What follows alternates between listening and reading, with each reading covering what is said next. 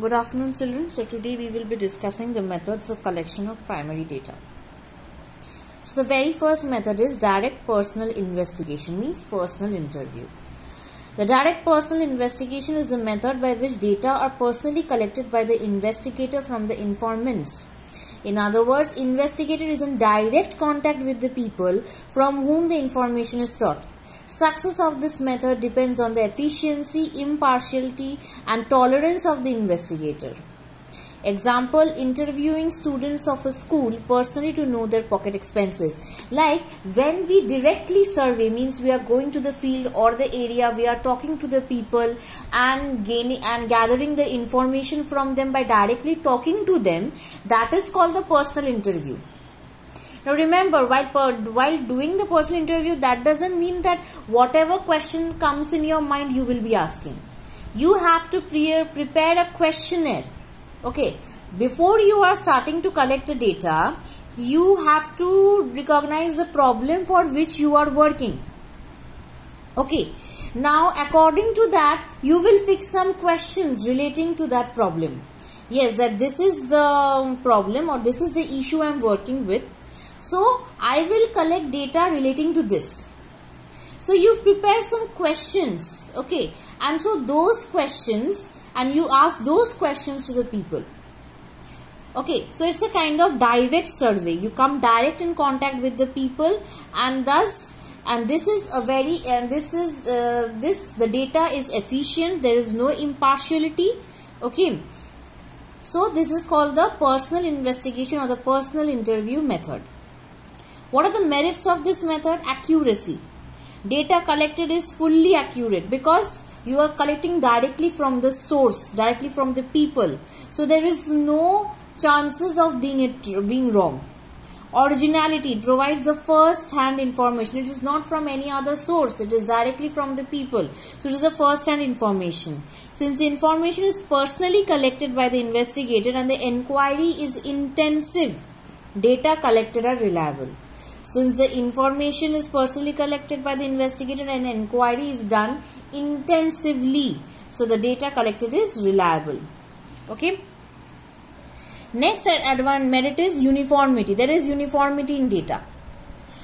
Second is elastic. The method of data collection is elastic as the investigator can adjust his question and language of communication according to the standard and ability of the informants. Means if anybody does not understand Bengali, you can ask them in English or Hindi. Okay. Moreover, if somebody is not understanding the question, you can explain them and get the answer. So the method is elastic. You can vary yourself the mode of collection. You can vary the mode of collection of the information as per the convenience of the population.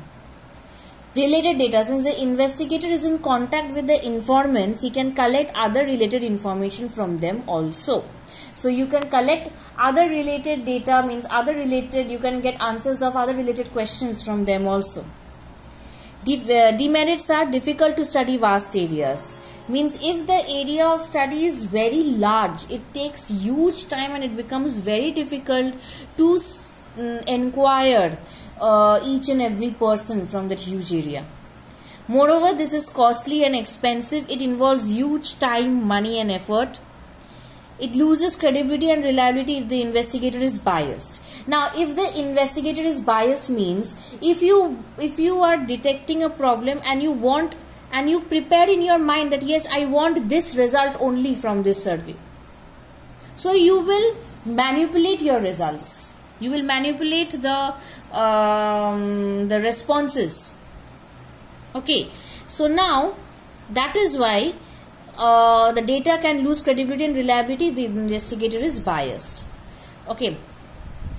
Now this method is lengthy and complex as it requires investigators to be trained in conducting personal interview. Now this is a very complex way of collecting, because whenever you are moving out to the survey area and you are coming in direct contact with the people, you need to be very efficient, because not all people would love to answer you or your questions. Okay, you have to tactfully handle them and extract the answers from them. So it needs huge expertise. Okay, for this method. Okay. Next is indirect oral investigation. Now, what is this indirect oral investigation? Indirect oral investigation is the method by which informants obtained orally from people who are expected to possess the necessary information and not from the persons regarding whom the information is needed.